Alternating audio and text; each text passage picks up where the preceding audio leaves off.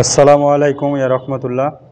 আজকে পরিসংখ্যান অঙ্কের গ নাম্বারে যেটা থাকে আয়তক্ষেত্র থাকে, গণসংখ্যার বহুভুজ থাকে আর অজীব রেখা অঙ্কন থাকে। আজকে সবার ক্ষেত্রে আজকে আয়তক্ষেত্র অঙ্কন প্রণালী সেটা আমি দেখাবো কিভাবে আয়তক্ষেত্রের ছক আঁকাতে হয়। এখানে কোশ্চেনে শ্রেণীব্যাপ্তি আর গণসংখ্যাটা দেওয়াই থাকবে। অবিচ্ছিন্ন শ্রেণীসীমা সেটা আমার কী করতে হবে, এক্সট্রা ঘর একটা আঁকায়ে সেটা তৈরি করে নিতে হবে। তো এখানে প্রত্যেকটার শেষ যেটা আছে সেইটা আমরা এই যে শেষ যে ব্যবধানটা আছে শেষে সেটা আমরা কি করব, আগে কোশ্চেনে লিখে নিব।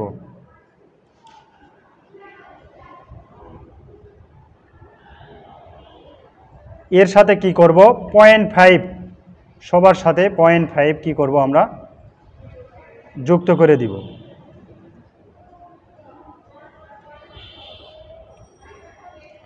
অর্থাৎ শেষে যেটা থাকবে সেটার সাথে 0.5 সবার সাথে কি হবে, যোগ হবে।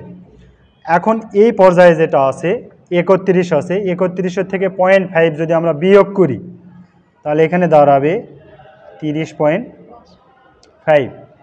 এই যে শেষের এটা আমরা এখানে বসাবো,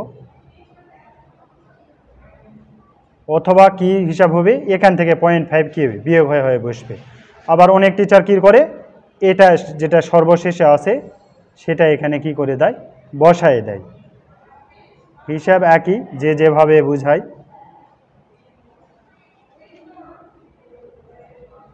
এটা হচ্ছে আমার অবিচ্ছিন্ন শ্রেণীসীমার সেটা আমরা বের করলাম।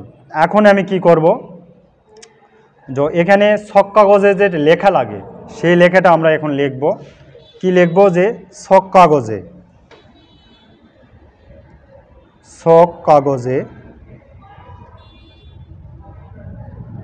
OX বরাবর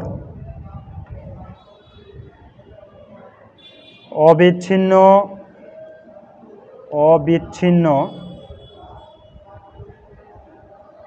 শ্রেণীসীমা 1 একক সমান 2 ঘর।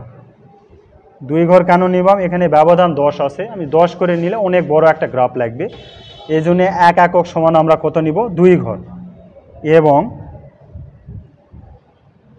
OY বরাবর গণসংখ্যা 1 একক সমান 1 ঘর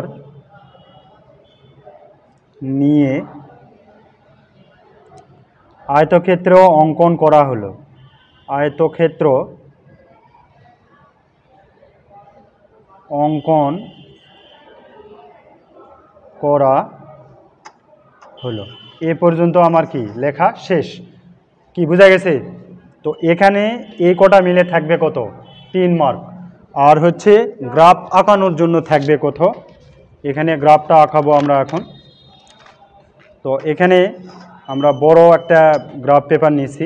প্রথমে এখানে যদি আমরা এ বরাবর যদি আমরা টান দিই, আর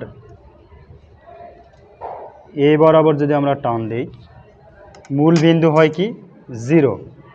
ভূমি বরাবর সবসময় কি থাকে, x থাকে, লম্ব বরাবর সবসময় y থাকে। তো এখান থেকে ধরে এই 5 পর্যন্ত আমরা কাটা চিহ্ন দ্বারা কি করলাম, প্রমাণ করে দিলাম যে এই 0 থেকে ধরে এই 31.5 পর্যন্ত কোনো কি সংখ্যা এখানে নাই। তো এখানে কি করব, এখানে 30.5 এই ঘরে লিখব 30.5। তারপরে কত ব্যবধান, কত 10, কিন্তু আমরা এখানে লিখে নিছি 1 একক সমান 2 ঘর, তার মানে 5 নিলে কত পাবো আমরা, 10 পাওয়া যাব। তাহলে এখানে লিখব 40.5। যদি ব্যবধান 5 থাকে তাহলে এখানে কি লিখব, 1 একক সমান 1 ঘর লিখব, ঠিক আছে। তারপরে এখানে 40.5 পরে 50.5, 60.5, 70.5, 80.5, 90.5, 100.5।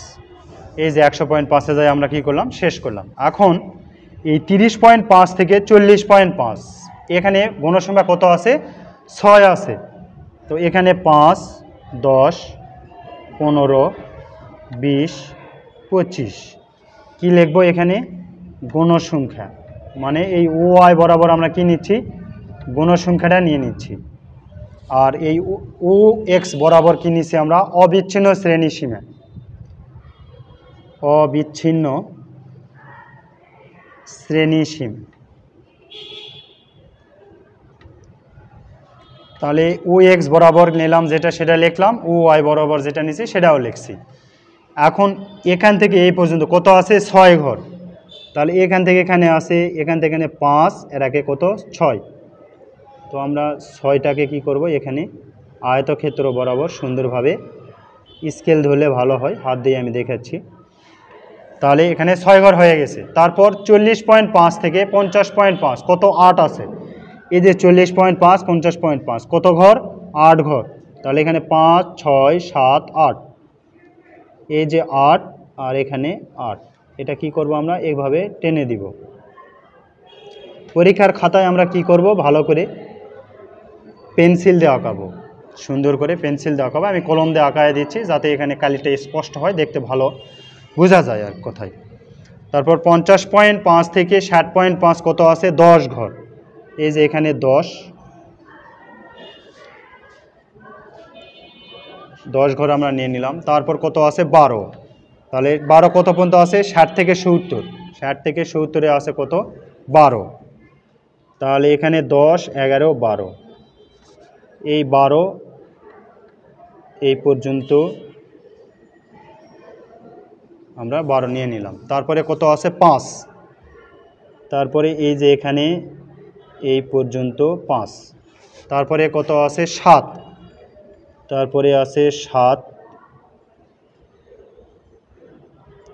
তারপরে আছে 2, এই যে 1, 2। এখন পেন্সিল দেওয়া কালে এই ভিতরের ঘরগুলো আমরা কি করব, কালি দিয়ে ভরাট করে দিব। এখন আমাদের সব কাজ শেষ। তো এখানে যখন পরীক্ষার হলে থাকবে তখন আমরা কি করব, এই যে আমরা ছকটা আঁকাইছি এখানে ট্যালি যেটা আছে, এটা আমরা কি করব, এখানে স্ট্যাপলিং করে দিয়ে দিব। অনেকে নিচে দেয় না, এটা সঠিক নিয়ম হচ্ছে এই যে এখানে দিয়ে আমরা কি করব, স্ট্যাপলার করব। টিচার যখন দেখবে এটা কি করবে, উলট দিয়ে এখানে দেখবে আর গ্রাফ দেখে সাইন দিয়ে দেবে। ঠিক আছে, আশা করি সবাই আয়তক্ষেত্র অঙ্কন কিভাবে হয় সবাই বুঝতে পারছি। ধন্যবাদ।